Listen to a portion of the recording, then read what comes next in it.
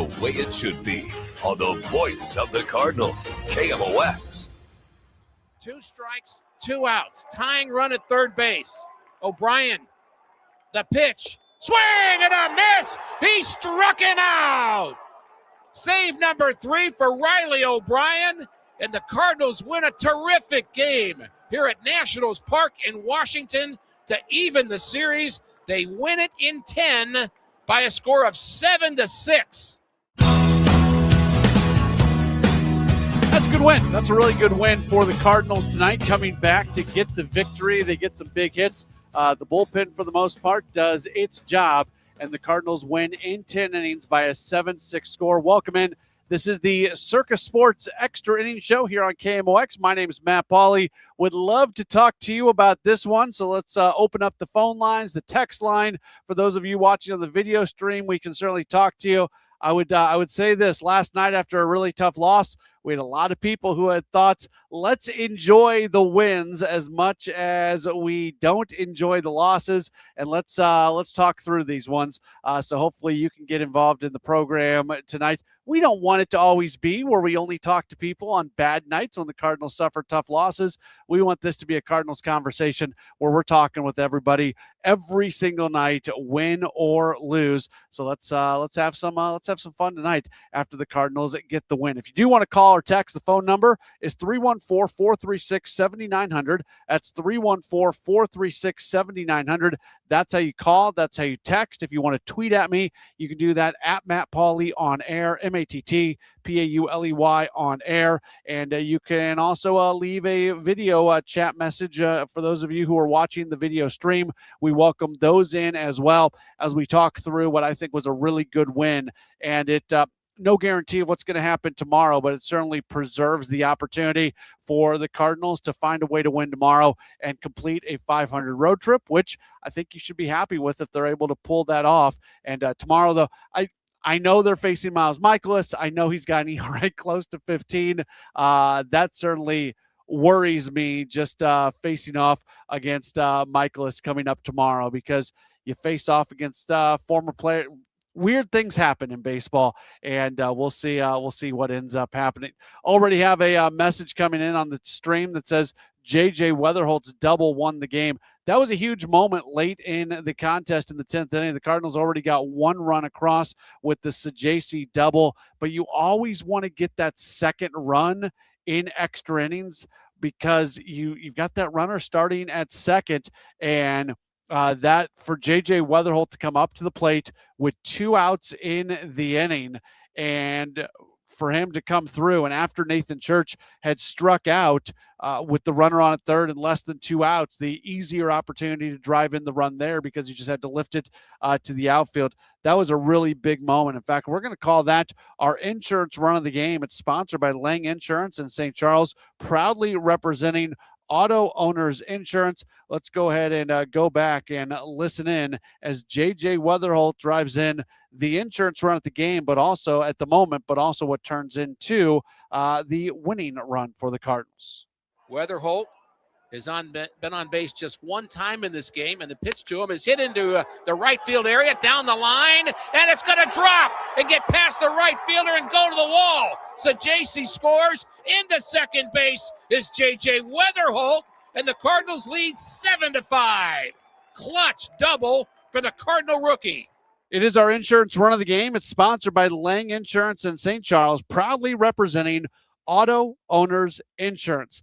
I'll tell you what, we got comments coming in where everybody's already, our sponsored elements are going to be taken care of here because of some of the comments that are coming in. Matt sends in a message, says, small sample size be darned. I'm excited about Jordan Walker. I think rightfully so. And you look at some of the numbers on Walker, both from a baseball card number standpoint, but also from the underlying numbers, which I talk about so often, which he has been really, really good in that area, but it is not translated to the baseball card numbers. Well, it is now, and he hits the home run. Who's on a Roll is sponsored by Circus Sports. Sports betting the way it should be. Jordan Walker has 4 home runs in 11 games this year. Last year, he hit his 4th home run of the year on August 8th. That was his 73rd game of the season. So what he has done in 11 games this year, it took him 73 games, and it took him into August last year. Really, really cool to see. So he absolutely is on a roll, sponsored by Circus Sports, sports betting the way it should be. Top Gang saying, how about Walker with his 4th home run of the year? I know it's only 11 games, but a good start is better than a bad start. Yeah, I would agree with that. A good start definitely is better than a bad start, and we are seeing a really, really good start from Jordan Walker, and it's been fun to see. Text message comes in from the 563, says, I have bashed Walker repeatedly, even wanted him traded for a bag of popcorn. So far, he's playing pretty good. I hope he can keep it up. Yeah, and I think people who have listened to me know that I've been frustrated with Jordan Walker, like many people, but at the same time, I never wanted to see the team give up on him, because the things he can do, other people just simply cannot do. The bat speed and the exit velocities, like this is God-given ability. And the things that were holding him back were practicable things where you can get better at them. You can't swing a bat. You can add a little bit of bat speed by working out and doing some things, but you can't just like all of a sudden become who he is. And that's been really, really incredible so far to see what Jordan Walker's been able to do. Our guy Ball Game sends in his tip of the cap and raise to the glass. It says it goes to Nathan Tie the Game Church and George Soriano for going 2 strong innings when the bullpen needed him. Yeah, certainly 24 hours makes all the difference in the world. Tonight, the bullpen covers 5 innings, gives up 1 run. Gordon Graceffo gave up a run in 2 innings. Soriano, 2 scoreless, doesn't give up a hit, gave up a really hard hit ball that I think in some ballparks probably would have been a home run. Let's look that up actually, real quick while we're doing this, because that ball that was hit on Soriano, he had a smile on his face when it was caught. So that was Luis Garcia Jr. in the 9th inning. That would have been a home. You know what? StatCast says that would not have been a home run in any ballparks in Major League Baseball. That surprises me a little bit. When, StatCast says that's not a home run in any ballpark. So we will believe our robotic overlords over at StatCast, but it was still hit hard no matter what you want to say. But yeah, one day after the bullpen was the main topic of conversation on this very show and had a lot of people really upset. And look, one nice performance on the bullpen doesn't fix everything. I'm not trying to send that message out, but they give up 2 runs, 1 earned run. That run that scores in the 9th against O'Brien doesn't go as an earned run because the runner at second isn't an earned run when it scores, since they're the automatic runner. But I think that was a fine job. That was a fine job by the bullpen today, and I think they did their job for sure. Got a message that says the frustration of Walker was a result of him not accepting coaching until this year. I think there's some validity to that. We've talked about it a lot.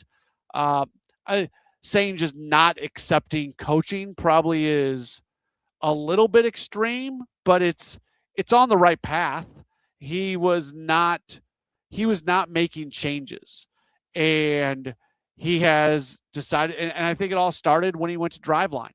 When he made the decision to go to Driveline in the offseason, that told you that this is a guy who's willing to do the work to fix what he needs to fix.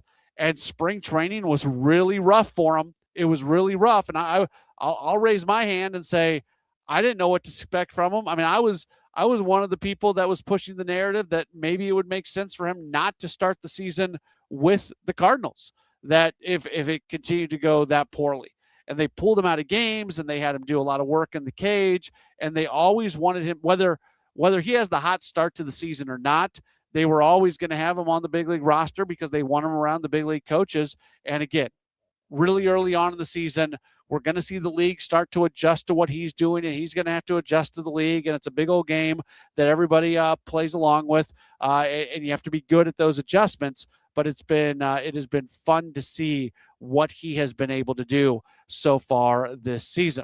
Text message from the 812 says, another good win tonight, another bomb for Walker. George Soriano was lights out tonight. Great home run by Nathan Church, as John Rooney pointed out, of him breaking out of his 0 for 22 slump.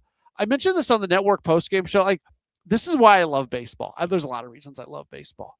But I'm a big believer in, when you make good decisions, you're going to be rewarded for those good decisions. And it doesn't always happen. It does not always happen, right? You're gonna make the exact right decision. A good decision doesn't always end with a good result, and a bad decision doesn't always end with a bad result. That's part of baseball, and that can be one of the most frustrating things in the world. But tonight, I thought it was notable that in the 6th inning, they decided to pinch hit Ramon Urias for Victor Scott II, so Urias could have a bat against a lefty. Well, they end up walking Urias. J.J. Weatherholt strikes out with the bases loaded.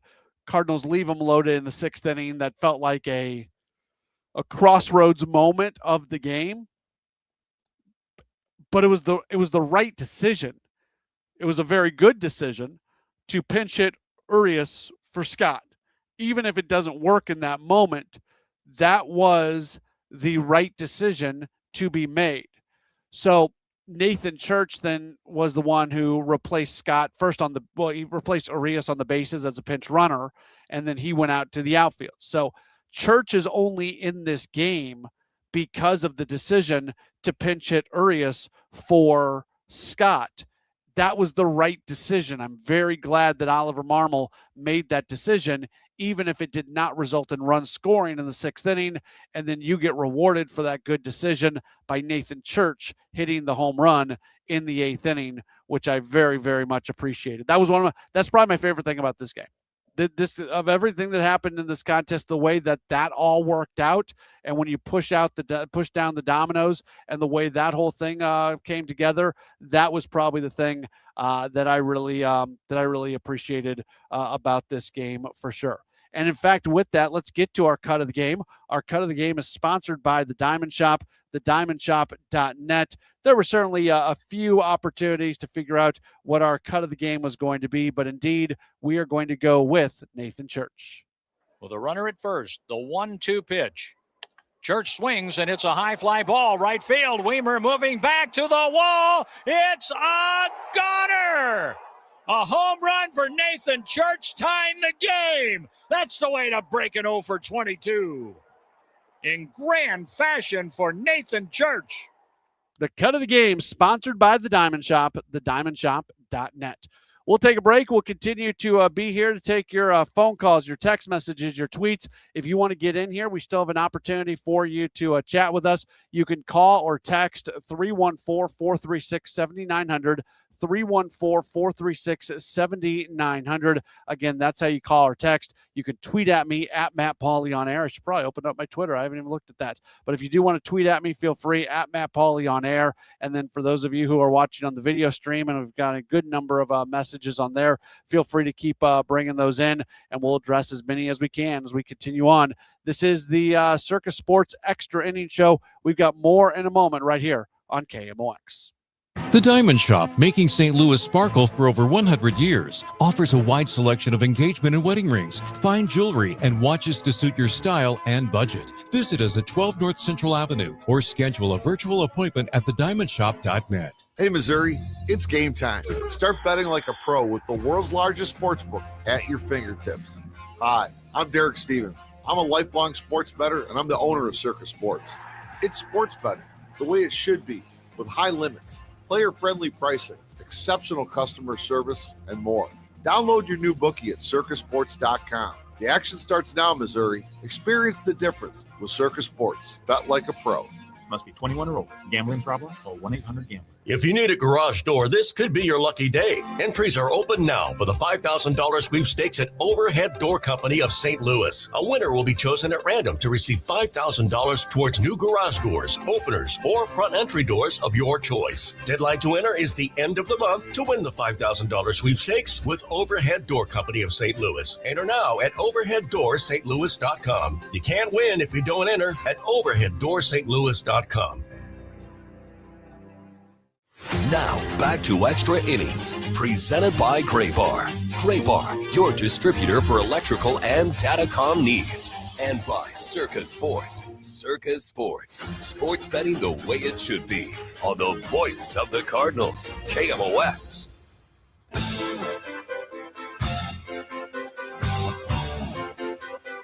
Cardinals get a 7-6 10-inning victory tonight. Welcome back in. It is the Circus Sports Extra Innings Show right here on KMOX. My name is Matt Pauley. Really appreciate you being with us this evening.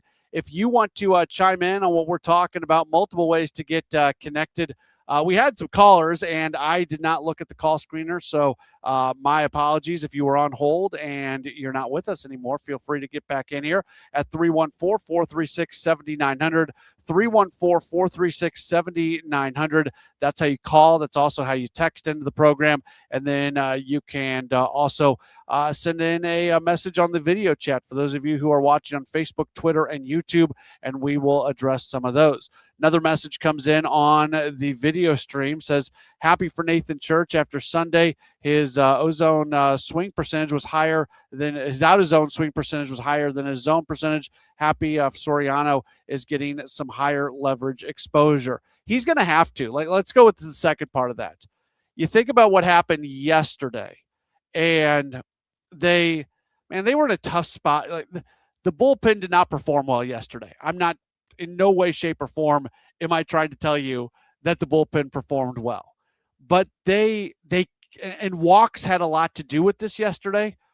They kept putting themselves yesterday in just terrible positions. And what ended up happening yesterday is you ended up having a 1+ inning situation for both JoJo Romero and Ryan Stanek, and both those guys were pitching on a back-to-back. That's 2 ups on a back-to-back. That's not great.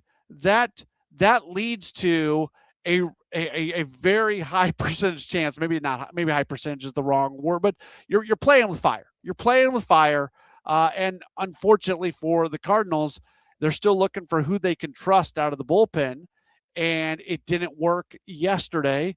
And those guys weren't going to be available today, so you knew today was going to be a day where they were going to have to get multiples from Graceffo. And you knew they were going to have to probably get multiples from Soriano. And both those guys went out there and gave you 2 innings. Graceffo gave up a run. Soriano did not. And then you were able to hand it off to Riley O'Brien. But this is everything. One game connects to the next game. And they were in a really tough spot yesterday. So it was important after yesterday to see the bullpen go out there and have a little bit of success. Norm has given us a call. Hey, Norm, you're on the Extra Innings Show. Hi, I enjoy all you guys' podcasts.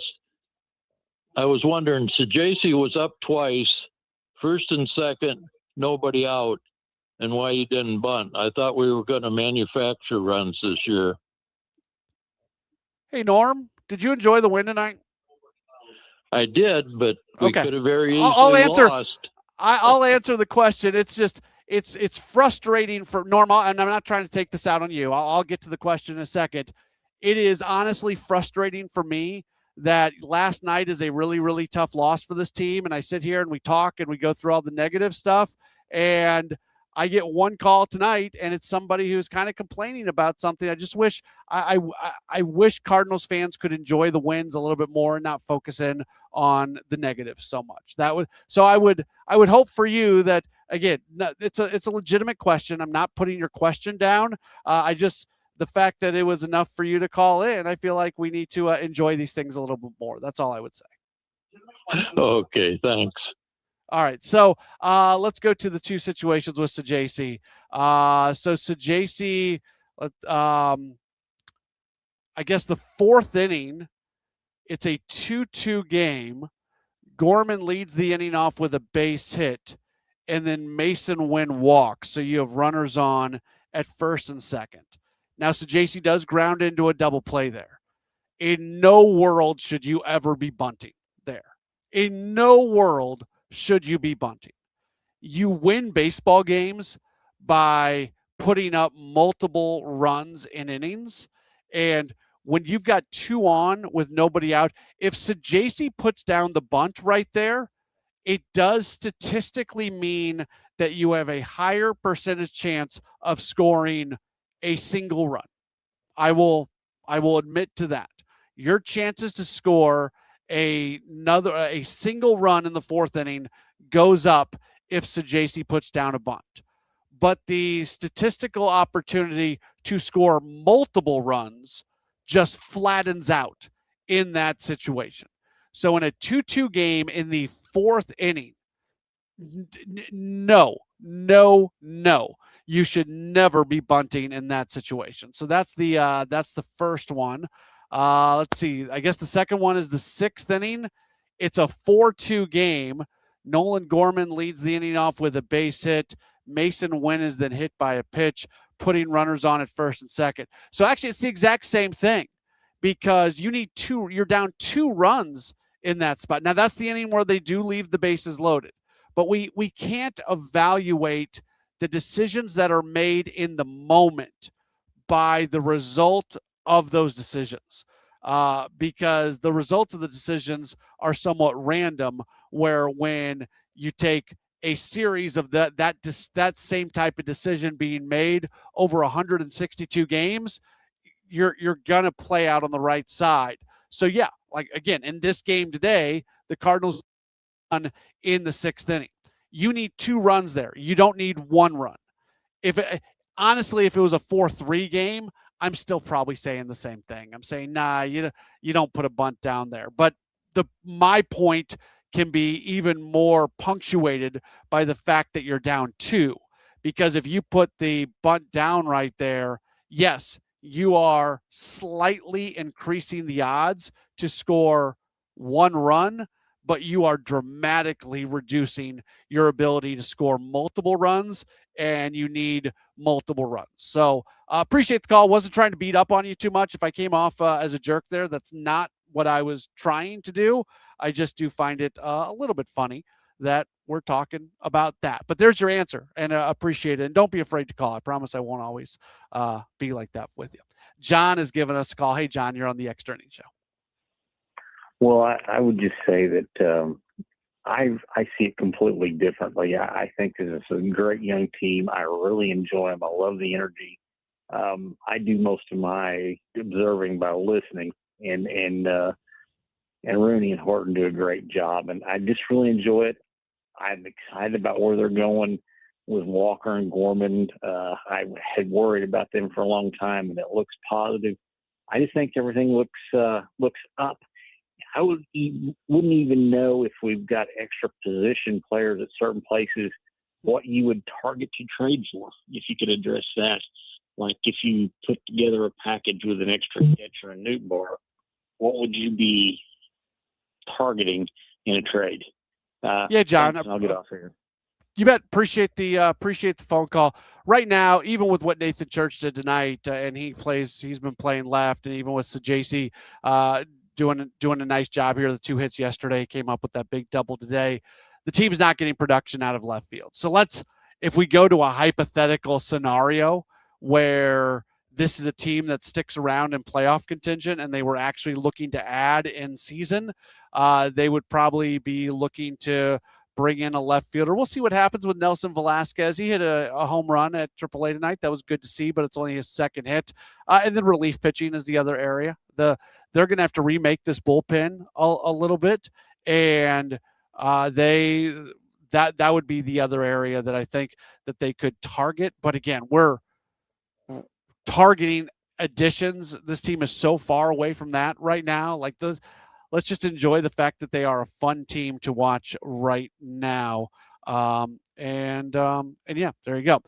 Top Gang sends a message and says, I disagree with your opinion, Matt, on bunting. I'm on the caller side when it comes to no outs, 2 runners on, first and second, bunt the runners to second and third, base hit is 2 runs. Top Gang, you can disagree with what I said. It's not my opinion. It's statistical. You can go through all the data and see what your run expectancy is with runners at first and second, nobody out, and what your run expectancy is with runners at second and third and 1 out. Yeah, you're right. The base hit does score 2 with second and third, 1 out. But again, I think this is something that people sometimes have a hard time accepting. There's data out there. There's data. And we know that over 162 games, you are going to score more runs out of a first and second no-out situation than you are a second and third one-out situation. It is inarguable. People choose to argue it because of beliefs that they have and how they've watched baseball over the years and how the game was played previously. And I've always said one of the biggest problems baseball has is the game was aesthetically more pleasing when it was played in a certain way. When you go back to Whitey ball, right? When you go back to that style, it was more entertaining. It was more fun to watch. People get confused not confused, but people, I don't even know how to say it because I'm not trying to put people down, but there is a disconnect. I'll go with that. There is a disconnect between aesthetically pleasing and making the decisions that most likely can score you more runs and most likely get you the most wins.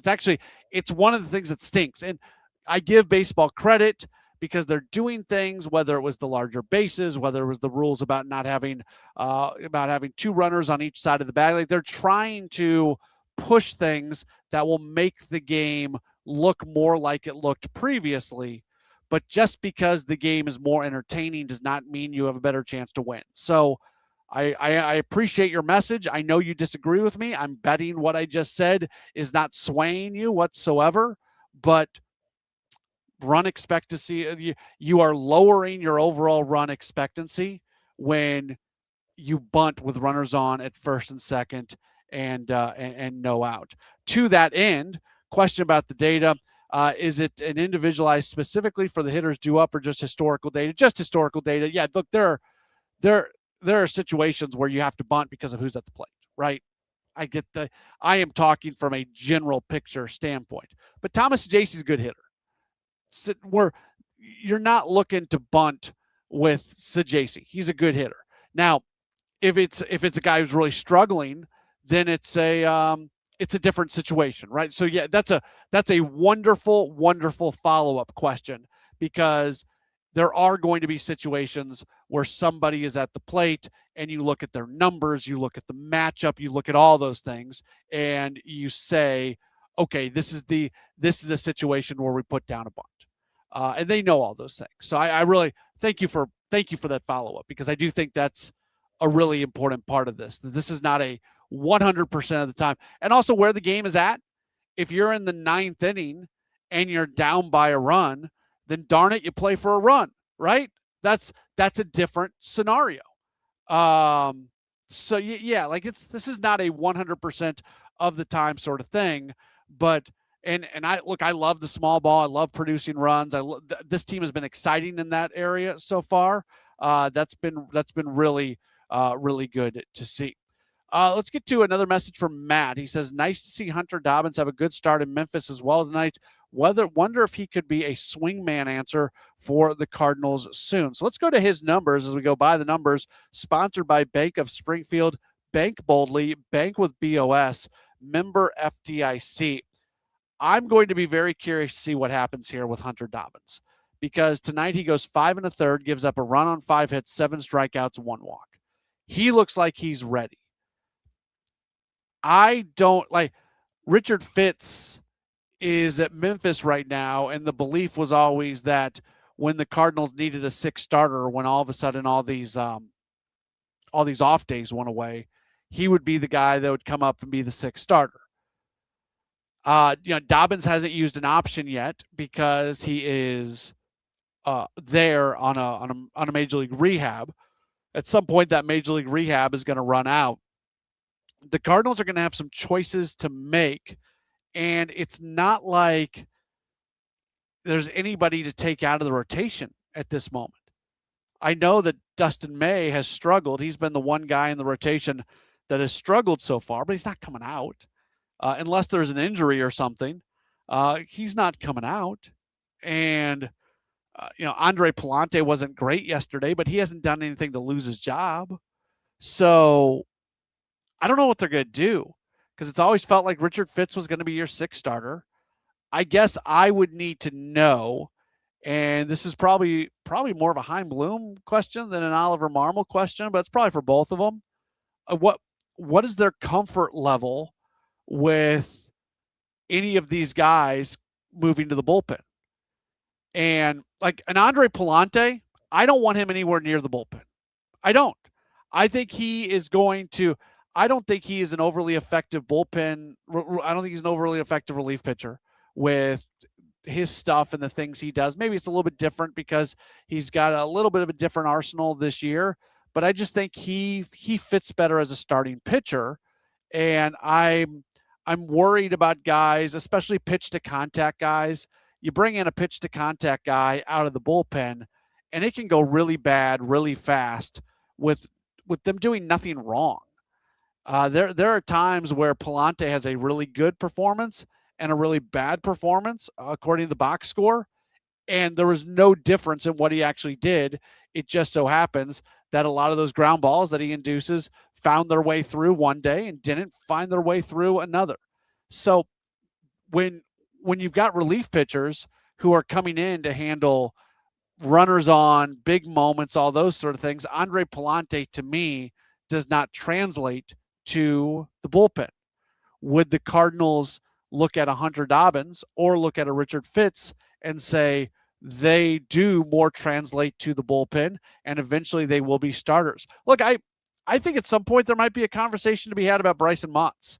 And I don't know when that conversation takes place, but Motts is kind of on the same thing as, Matt Swanson last year, although Swanson wasn't starting, where you're coming off a year where you're getting at it, like all the roster stuff and a nice spring, and you weren't going to make the big league club. They really want Motts to be a starter at AAA, but we talked about this yesterday when the bullpen really struggled. At what point are you starting to make those changes in the bullpen, and what do you need to move off of to get the bullpen where it wants to be? Like, I don't think Kyle Leahy going back to the bullpen's a thing. I know people have said, oh man, he would look really good in the bullpen. Well, you know what? Relief pitchers and starting pitchers, starting pitchers are so much more valuable than relief pitchers. You've gone down this road with Kyle Leahy. You have to let it play out all the way, just the way you did with Matthew Liberatore last year. So it's really good to have pitching depth, but it's also puts the team in a spot where they've got some interesting decisions to make. Aaron says there's no room for Fitz or Dobbins, but they brought up Schuster for nothing. They didn't bring up Schuster for nothing. They brought him up to be the mop-up guy. Like, Aaron, you're smarter than this. Basically, every Major League Baseball team has a guy like that in the bullpen. The mop-up guy, a guy who's at the back end of the bullpen, like the back end in terms of kind of down on the depth chart, not back end in terms of covering the ninth inning, who is a low leverage guy who can cover multiple innings. That is something that most teams have. And that's what Schuster is right now. And there's been other guys who have done that as well. He's not here for nothing. He's here to cover innings that you don't want guys that you trust more to cover. That if you have a blow up start and you don't want to waste your high leverage guys, you've got somebody who can go wear it.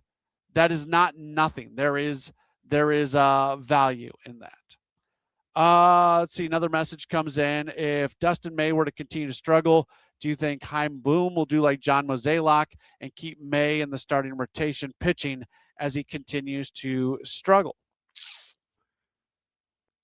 I think he's got leash. Now, there's a point where that leash runs out. And honestly, if it gets to that point, they can probably find an injury or something and get a little bit of a reset for him for that. But I do think I do think the leash that has existed is not as long now with the way things are being run, and that's. But I don't know what that leash looks like. I hope we don't have to worry about that because May still has the highest ceiling of anybody in the rotation. It's just not coming together for him right now. Kyle, did we do By the Numbers sponsored by Bank of Springfield? I've just been talking, and I can't remember whether we did. We'll do it again if we didn't. By the Numbers sponsored by Bay. Yeah, we did that with that's what I was trying to do with when talking about Hunter Dobbins. I don't know if I actually did the read. So it's By the Numbers sponsored by Bank of Springfield. Bank boldly, bank with BOS, member FDIC. And yeah, that was the Hunter Dobbins and what he was able to do tonight. And with that note, we are going to call it an evening for the program. Make sure, we got no phone calls on the line. Appreciate everybody talking through this one tonight. This was a fun one. Certainly enjoy it. That's a good win for the Cardinals, and now they are going to be looking for a series victory coming up tomorrow and also looking for a 500 road trip. Michael McGreevy against Miles Michaelis. Looking forward to the post-game show tomorrow to talk through it again. Earlier game tomorrow, 3:05 first pitch. Coverage begins at 2:10, and then coming out of it, we'll do all this, the Extra Innings Show, and that will roll right into a Sports Open Line. So it's going to be a fun one tomorrow, and look forward to talking to you then. Always enjoyed these shows. Always enjoy being able to chat through all things Cardinals baseball. Cardinals get the win today. We'll talk to you again tomorrow right here on KMOX. Life is full of